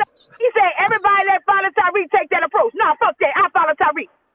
Okay, okay. I'm a back down. Nicole. Hey, guess what, Nicole? Guess what, Nicole? You proving my point. Look how you act. No decorum, no discipline. You All sitting Look how right. here, you act. nah, nigga. So, You so, sitting here so you Clarence. projecting. proving, Clarence. Your you bitch proving my ass sitting point. here projecting.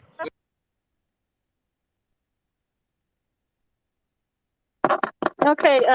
Before Who had their Godbody hand and up Rhea next? got in Every here, we was every not talking about Tyreek. He every switched that space shit, Nikki, real fast. every space Let that him we're finish in, making his point. Let Black and every space Power. every space that we're in, Nicole can never show any kind of decorum or discipline in the Nah, nigga, conversation. God, nigga. This And you act like an absolute buffoon in nigga, every conversation that we're in, because you fucking right. can't discipline This yourself motherfucking to have a civilized conversation. And be I'm sick, sick of nigga. hearing you, and I'm sick of Okay. the disrespect. I don't Hey, disrespect Okay. anybody. So Okay. allow me to o- finish talking. Okay. We're gonna let Black and Power finish his point, even if everybody doesn't agree with what he says. We're gonna let him finish. And if with all due respect to everyone in the room, if anyone but Sin, I'm gonna temporarily move them down until they can gain composure of themselves. Thank you. Go ahead. as long as he don't talk about me. That's what I'm Okay. saying. Please. Don't Okay. talk about me. Okay. Go ahead, Black and Power. No, No, that's Clarence, Miss yeah, Nikki. this brother Clay, but I'm gonna land That really was quick. clearance? Okay. Go ahead. Yeah, but I'm gonna land really quick. I appreciate it. So no, I'm just saying I disagree with that approach, right? I would like to see him take another approach. Number one. Number two, I know you said he says he's not a leader, and I respect that. But guess what? Even if you say you're not a leader, man, you're very influential. he's a leader. He may not want to embrace it, and I understand why he doesn't want to embrace it, because he don't want all this on him and everybody kind of pointing everything at him. I get it, but the brother is super influential. You just called him a master teacher. That's a leader, right? Now, in this FBA movement, there are a collection of leaders. He isn't the only leader. There are a collection of leaders, right? But just my critique on that one piece is that I would like to see him take a different approach in terms of that conflict resolution. And that's the only thing I was saying. For me, I think that's a little off code, because sometimes we can really go at our... Wait a minute. Black Empower, can you mute yourself? Because I keep thinking that's press your mute button, please, Black Empower, because I keep thinking that you are him, because I'm kind of looking at this. So can you press your mute button, Black Empower? I'll press it for you. It's not, it doesn't say you're off. See, it's showing blue. Black Empower is showing that, okay, all right. So he's not even on stage anymore. Okay. I do find it problematic that you keep finding the space to, wait, let me bring somebody up.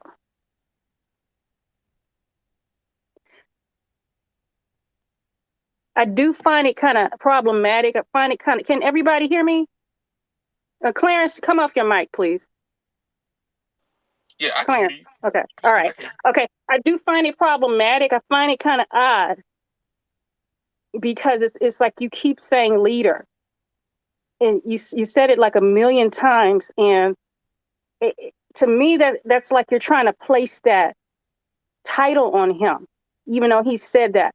And I don't know what people think that I am, or I don't know if somebody is trying to connect me to something or something like that. But I notice people constantly doing that, trying to get me to admit or get somebody else who's attached to him in some way to admit that he's a leader. I'm not doing that because he says he's not a leader. And I say that he's a master teacher. That doesn't mean that he's a leader of any organization or he's trying to lead somebody. I just don't see the purpose in doing that. What is your purpose in constantly labeling him as a leader? Perhaps I'm missing something, Clarence. No. Respectfully, sister, I only brought up that leader point because you said it first. That's the only reason I brought that up. I never called him a leader. That's not true. I never called him. I don't know. A master teacher isn't necessarily a leader. He does teach. He teaches all the time. I don't know. He doesn't even call himself the master teacher. I call him my master teacher. That's who I made my master teacher because I learned the best from him when he speaks. I pick up on his way of speaking the more so than anyone else. So I call him that. But no, I don't know if it was you or somebody else, but somebody while I was talking said he says he's not a leader. And that's what I responded to. I didn't bring that up. I wasn't even gonna make that point. So I don't know if it was you or somebody. Oh, okay. Else. All right. Nobody ain't bring nothing up. You didn't hear that, Nikki. No one said. We were talking about something else, and then all of a sudden he just threw Tyreek's name in there. Nicole, you got a lot to say this morning, so just get it off your chest. What's on your mind, sister? I already got it off. I already told you just what I had to tell you. You got a lot to say, but you ain't saying I'm nothing. talking to Nikki. I'm not talking to you. What you got to say this morning, sister? I said what I said. I'm talking to Nikki right now. You can stop. I'm not Can I say talking to something, you. Sister Nikki? Go ahead. No, I understand what Clarence is saying. I don't think he's trying to demonize Brother Tariq. I don't think speaking ill of Brother Tariq. I just think he's critiquing. You just coming in here, so you don't know nothing about it. All right, I guess I don't know nothing then. I was just listening right now, to what I'm just saying. he said. You know what I mean? Go ahead, Nicole. I'm just saying. I wish he was in here before because like how the conversation was going good, you know. Then all of a sudden, I don't know where. It wasn't even about that. He drew up Tyreek's name. He just threw it up, and I'm looking like, well, where Tyreek come from? Can I explain? Hold on. Listen. Yeah, that's what I'm like. I heard the conversation. Listen. What he's trying to say is the way Tariq handles conflicts on the app. I mean, it is what it is. I'm a Clinton's great morning host. Let me keep it clean because I was just about to cuss. Well, Niggas need to yeah, listen. yeah, Niggas yeah, need me. to stop being followers. That's all it is. Handle conflict. You're a grown ass man on a woman on the app. Handle conflicts how you handle them. You know, you don't gotta take nobody else play out their book and say, okay, since this person is doing this, oh, we all like no. That's like, mm, mm, you know. But I got what you were saying, Clarence. I got No, what you he's were trying saying. to say. No, Clarence is saying that he. I guess I don't get what he's saying because I feel like this. Whatever Tyreek when Tyreek make insults or anything like that, it's because he's retaliating. Yeah, but there's no need for retaliation because at the end of the Listen, day, why no, not? you got to think. Why not? Because at the end of the day, you are of He some can do what type he of want to do. power.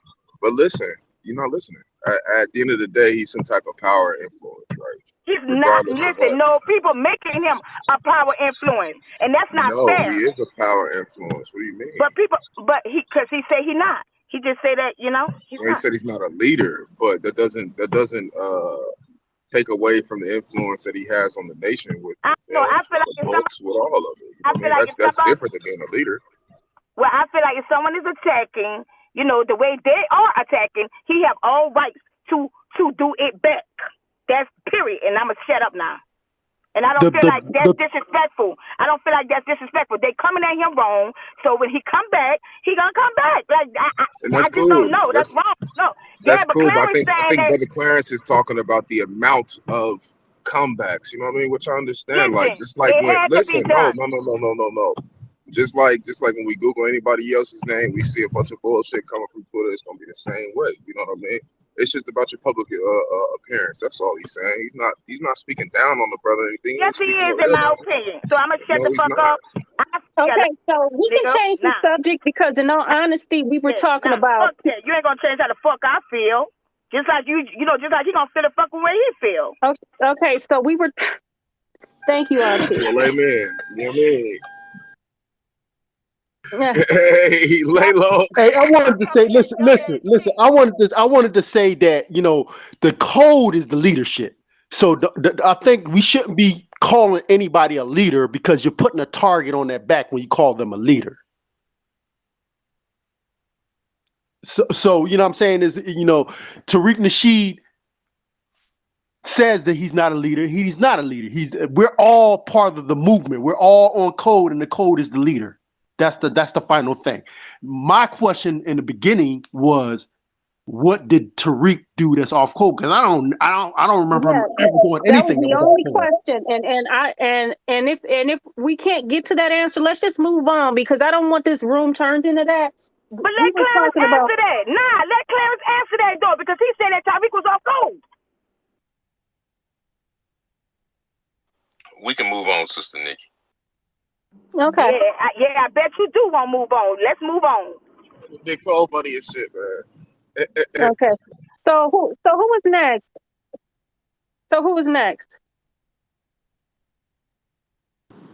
Hey, I'm sorry, because I know we want to move on, and I wasn't trying to do that, but that was my question was actually, and then I guess we can move on. But my question was, what was said by Tyreek that is on code? Because I distinctly heard Clarence say that Tyreek said something that was off code. So I wanted to know what he said that was off code, so that I could, Yeah, I don't know about that. evaluate. But That's a whole okay. different conversation. Clarence said it. He drew his name up. Hey, yo, we can't hear you, Lalo. No.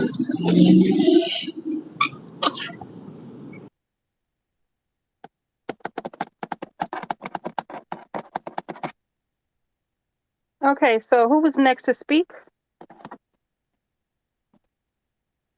Was it Miss Eddie had her hand raised? Go ahead, Miss Eddings. Go ahead, Miss Eddings.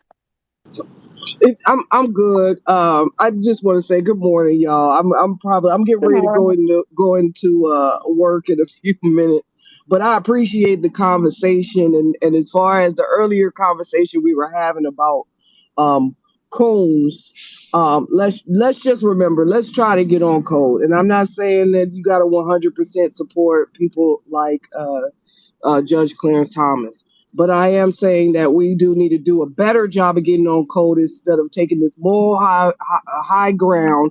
Like, oh yeah, they this because white folks don't take a moral high ground when it comes to them being on code. So that was the only point that I wanted to make due to the previous conversation we were having.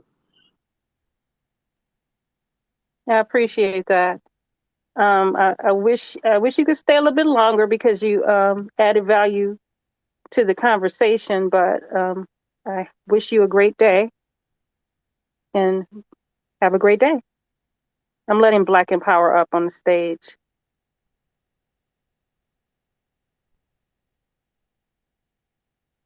Go ahead, Black Empower. Yeah, the conversation kind of went left, and something must have been going on because I could my mic was bouncing on and off and stuff like that, so I had to drop down and come back up.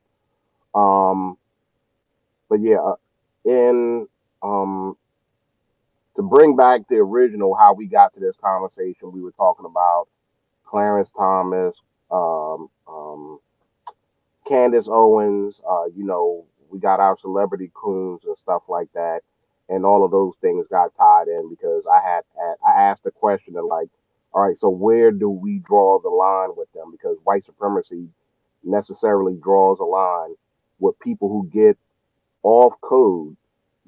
They make an example out of them, right? I use the example of Kyle Rittenhouse shooting those two white folks that was there with Black Lives Matter. Um, but now it brings me to the question that, uh, we talk about. I think the question was asked that there's no black person who is in a so-called leadership position or people that we look up to that speak to to speak to and speak for the black community that don't say everything 100%. That statement is true. You don't have to agree with somebody 100%, right? And I'm not saying that those people could be off code. I just don't happen to agree with their ideology, but I understand what they're talking about. We have the same goal in mind.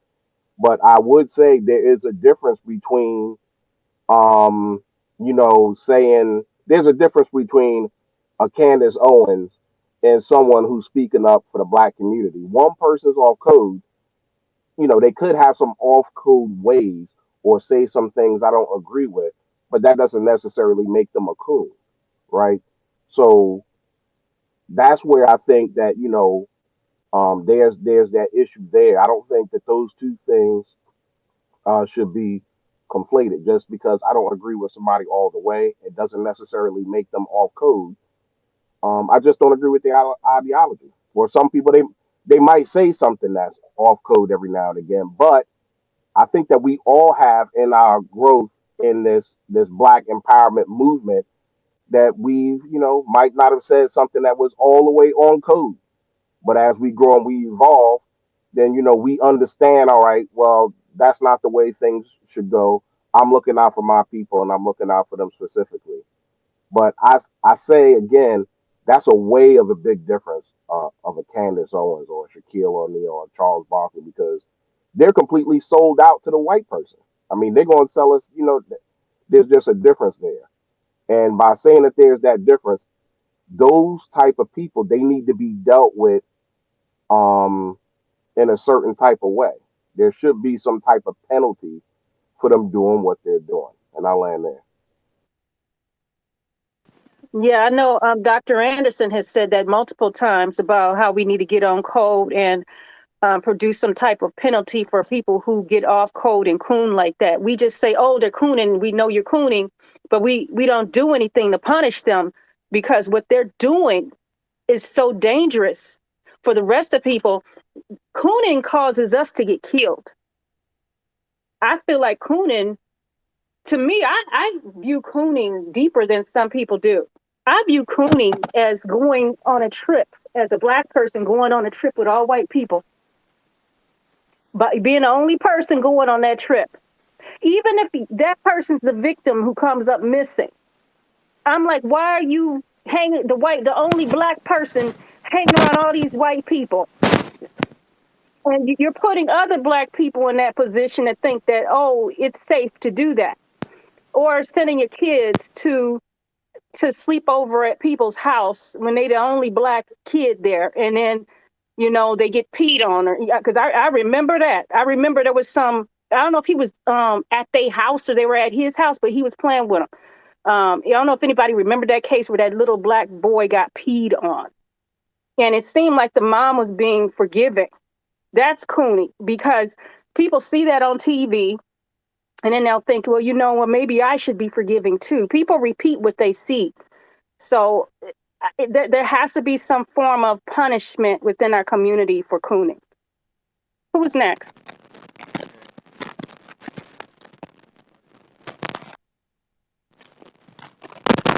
JL, you next. Somebody's out. Somebody got a hot mic. Somebody got a hot mic. JL is next. Hey guys, morning to all. Hi. And thanks for this Hi. space. Do you hear me? Where are you from? I'm from Colombia, but I was raised as an entrepreneur in Orlando, Union Park Post Office and things. I did some college things and things, but and what I have to say is something real special.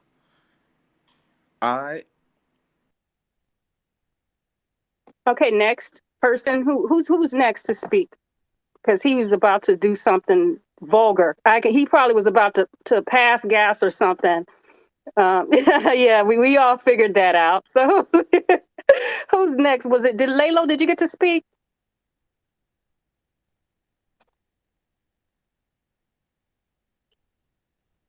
Okay, next person.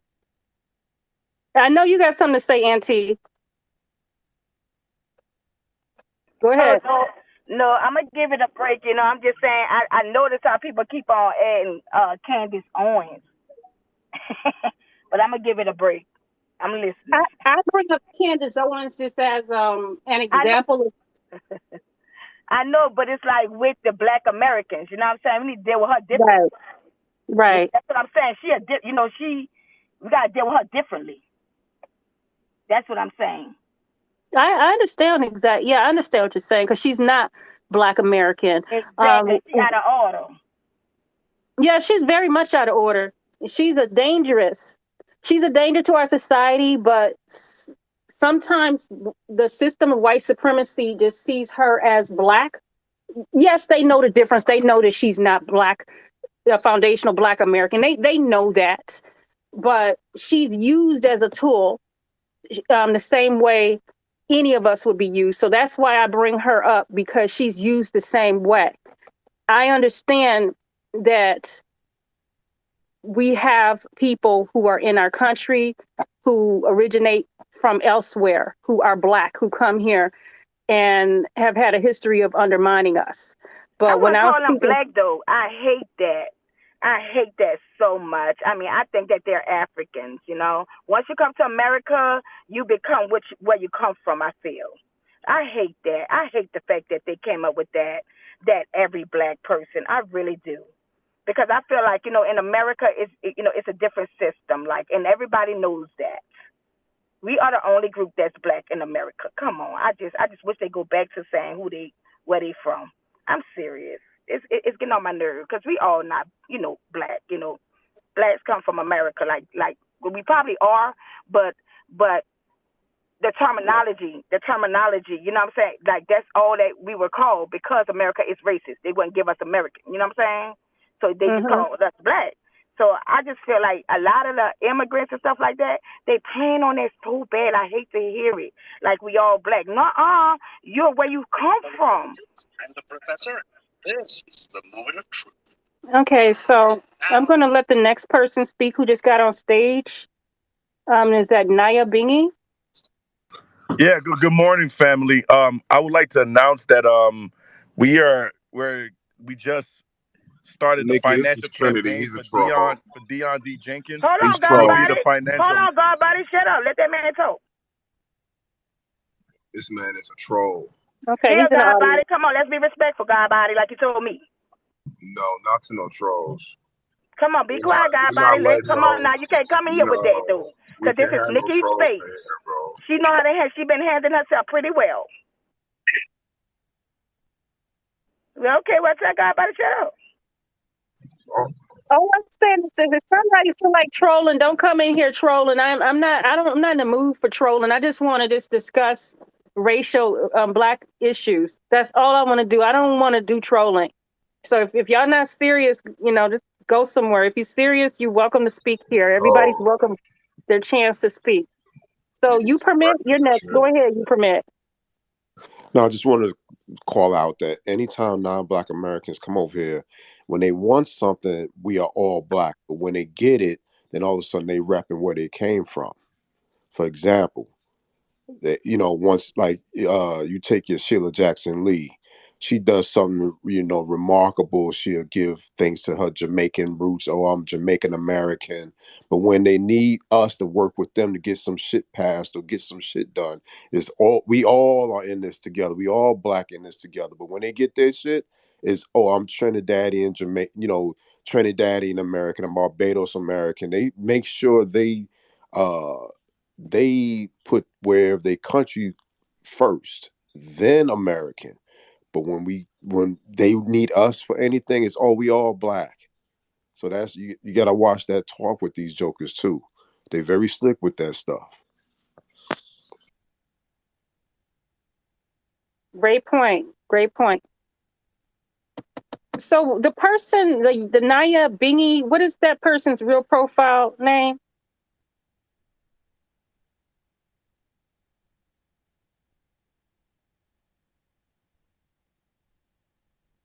Okay. Okay. I'm not going to keep the space open too long. I'm going to let a couple of people get their points across, and then I'm going to close the space. Let me bring someone up who wants to speak.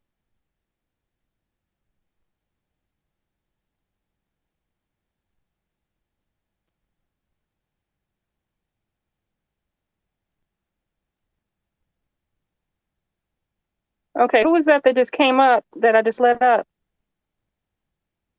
I don't see him anymore. So, okay, so basically, this is where I was at.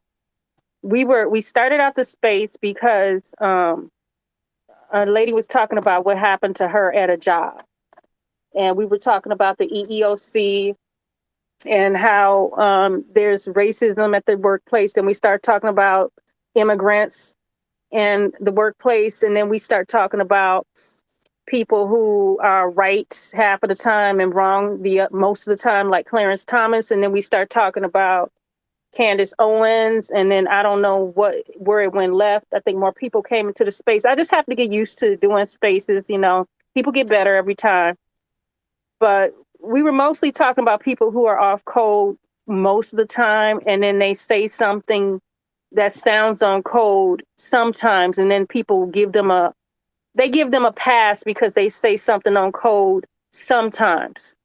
Does anyone think that we should give people a pass just because they say something on code sometimes? No.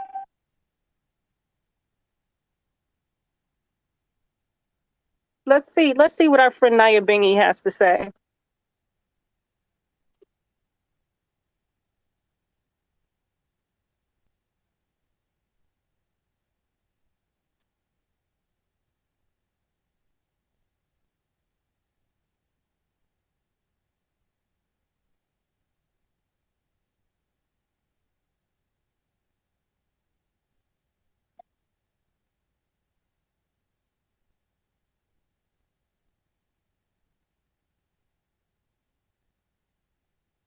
I'm glad you said that.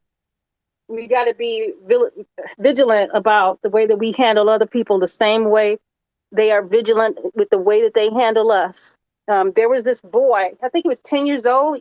He's here in my city. Um, Now, he killed his mother. Yes, he did. Because I think she wouldn't buy him a game or something.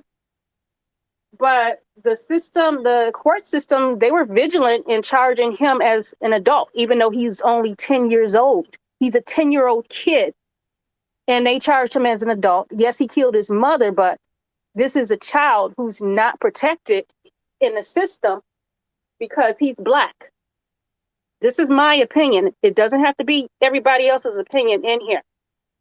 But I know for a fact that if he were white, he would not be getting charged as an adult. And also, you have the recent beating.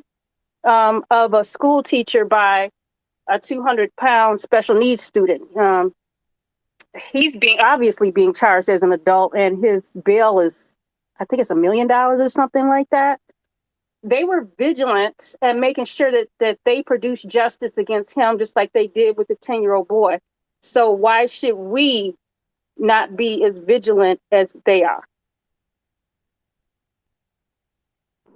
Well, we need to start being more vigilant, like when white people are attacking people, because I still feel like they shouldn't be let off the hook all the way.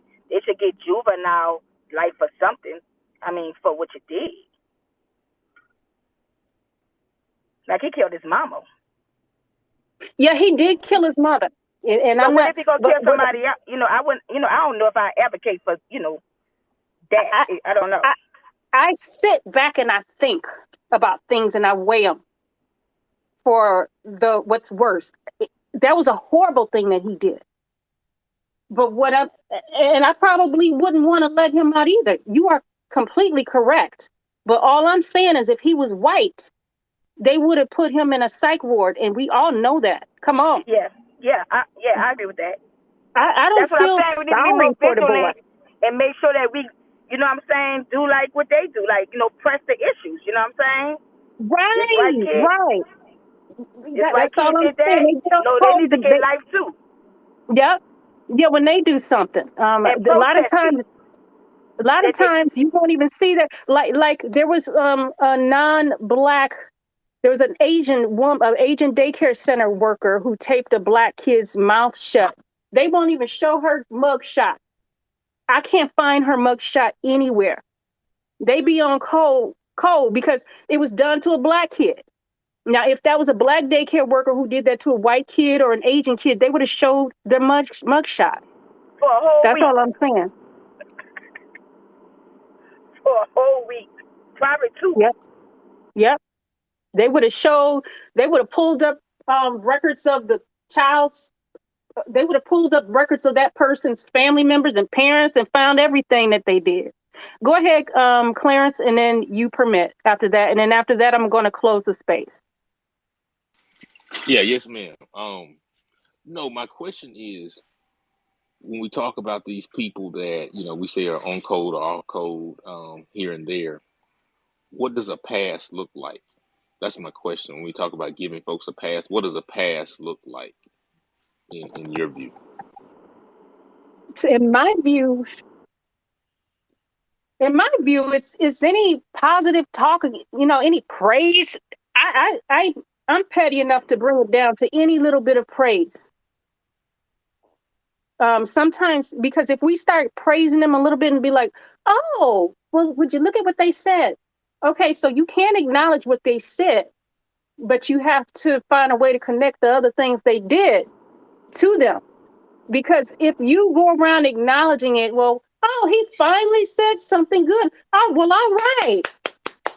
All right. Clarence Thomas finally said, hey, we should get our reparations. If he said that, then people are going to, because our people, I've noticed where a lot of our people have a bad habit of forgiving and then forgetting what the person did in the first place.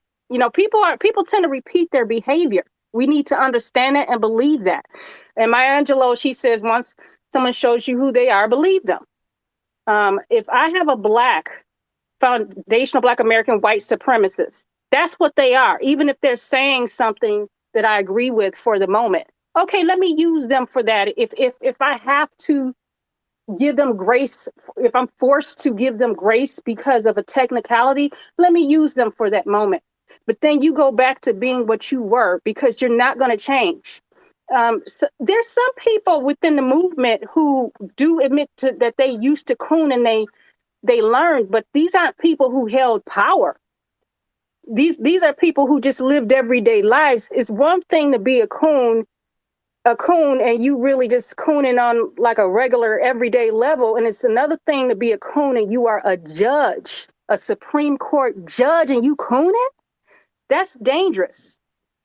So I say don't give them grace. Don't give them a pass. Don't speak positive about them or anything, yes, you can share it on social media to bring awareness, but watch the words that you connect to that person. Don't start connecting positive words, because then positive thought will come in about that person as if they're somehow good. Now, no, you're still a white supremacist married to that white woman who's telling you um, to not provide Black people with justice, and that's just something that we don't need. Okay, so that was. Go ahead. No, what's the one last question? So what if next year Justice Thomas divorces his wife, gets back with his first wife, which is a foundational Black American woman, and then he becomes an advocate for reparations and for foundational Black Americans? Would you change your outlook? Wouldn't trust him. Wouldn't trust him.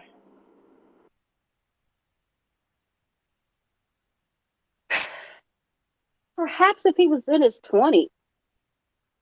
How old is he? He's set in his ways now. He's not going to change. I don't know. I don't know. I just don't trust people like that. Once you do something like that, I'm not trusting you no more. That's me personally. I don't give passes that often in situations like that when it comes to the betterment for our people as a whole. You know, even though we have no choice because the situation that we're in now, it seems like when it comes to the mainstream media, we have more Black coons than non-Black coons. So sometimes I see a lot of times we do end up having to work with them. So I may end up I having to would say step back. immigrants, though, right? You Yeah, say Black. It's mostly immigrants that's in there right now. To be honest with you, they're not Black. They're immigrants. that's a good point. That's a good point. That's why it's happening. That's why all this stuff is happening now. Because they're immigrants. Well, but until they get out of office, there may be some of us who end up having to work with them in certain situations. So But no, it's not. I don't know if that's gonna change nothing because you can see they stand. They're not trying to Yeah, work with okay. us. They don't change. They're They not trying don't to work with change. us. They They're don't trying to try to dig work us. with us. They're trying to dig us some more in the ground. Check it out. You are correct, but then there's some who are not immigrants, and they Who? are just Can you tell me who right now? bona fide coon. There are just some, You not every name single one. one of them. Most of them isn't it. Most of them are immigrants. Most of them are immigrants. But you run into some of them who are just bona fide coons. What's her name? The fat one's name who just recently lost her bid Stacey. for. Stacey Stacey. Yeah, Funky Abrams. Oh yes, you right isn't about she that. That FBA? funky. Oh I can run down more. You got Corey yeah, Okay, Booker, yeah she is. Hakeem Jeffries. You have okay. Stacey Abrams. You have who else? Um, Oprah. Bobby Rush. You have who else? Jesse Jackson. Somebody say Oprah Al and Gail. Sharpton. You have a lot of Black Americans that will sit there and perform the same tactics, side with your Sheila Jackson Lees, your Elon Omars, your Kamala Harrises, because they're not looking out for the betterment of Black America. They're looking out for all Americans. AOC will sit there and tell you she is for her Hispanic community and for all Americans. I have yet heard any About Black 10. politician state that they are for Americans and Black America because they are told not to. If they They do mostly it, say that they for Hispanics. They be like for that code. right. Act on. So when we sit up and say that it's only the Caribbeans, it can't be like that because I can tell you right now, a lot of people in New York City, Black politicians, family down south, went to Spelman University that sits on these boards, especially in New York City, was the main one sitting up there siding with the Hispanic Congress people to pass the bill to allow illegal immigrants to get New York State IDs and driver's licenses. This is what's happening in New York So you City. say that there are Black Americans doing that up there? Yes, they are, miss. They are. So are they? One Are they lady even Pan graduated. Africans? It doesn't matter if Yes, they it do. parent. Yes, it do. Let me It tell you does something. matter.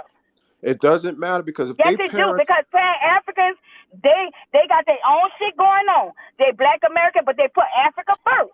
And so, in some cases, you can't just say they Black Americans like turn their backs on Black America. No, they Pan Africans. That's a it, whole different beast. it doesn't. You know why it doesn't matter to me? It Because, does. Okay, can I why? explain to you why? Yes, sir. Because if my mother and father sit with their mother and father and can talk about growing up down south, what they went through and everything, that's what I'm considering. So they can switch the code up and go Pan African, but when the news media and these other larger scale politicians put them in place to be in charge and sit there trying to and we asking for policies and reparations and get things for our community, and they telling us no, they can be Pan African, they can be Black American, they can be whatever. I'm putting all their asses Pan in the Africans same is Black bucket. Americans. They are. They are the black. They are Black Americans. They just decide to fucking sell us down the river because you know, because of African America. I guess No, they that's why choose to put Africa first. you So I have. believe that a lot of them and foreigners, that's the ones that's doing it. Like, if they're Black American and doing that shit, a lot of times I'm telling you, I've been in the space with them. That's their stance. Like we laugh and shit. Hakeem Jeffries is Black American. Hakeem Is he Jeffries a is, Pan African? he doesn't identify as Pan African. He never identified as Pan African. A lot of them don't identify as Pan African. I just go by what they've been Publicly, doing. you know what I'm saying? I just go by what they're doing. Dr. Carr and Roland Martin. Roland Martin never said he was Pan African, but he dressed like he's a Pan African. So I'm just going by what he's saying. Roland Martin is Pan Let African. me wait a minute. Let me see who this Die person is on stage. Let's see who Die is. Are you a troll, Die? Go ahead and speak, because I'm about to kick you out. Hello. I don't know if I'm allowed to speak. Okay. So how are you? How are you doing? I'm fine. I'm in Kenya. I'm in Nairobi. So I'm just listening in. Okay. Well, thank you so much. Thank you for listening Although in. Okay. I had an opinion I wanted to Okay. Go give, ahead. like for the argument about Pan Africanism and Black Americanism. I would think that it's all one and the same thing, because in Africa we would welcome the Black American as our brothers and Uh-oh. sisters. Okay. So I'm going to be ending this space pretty soon. Thank you for your comments, Die. Was everybody else finished speaking? Because I'm about to end the space because I got to get started with my day. Thank you all for coming. If you would like to see any more spaces of mine, please follow me. And I will see you next time. Thank you for coming. Bye.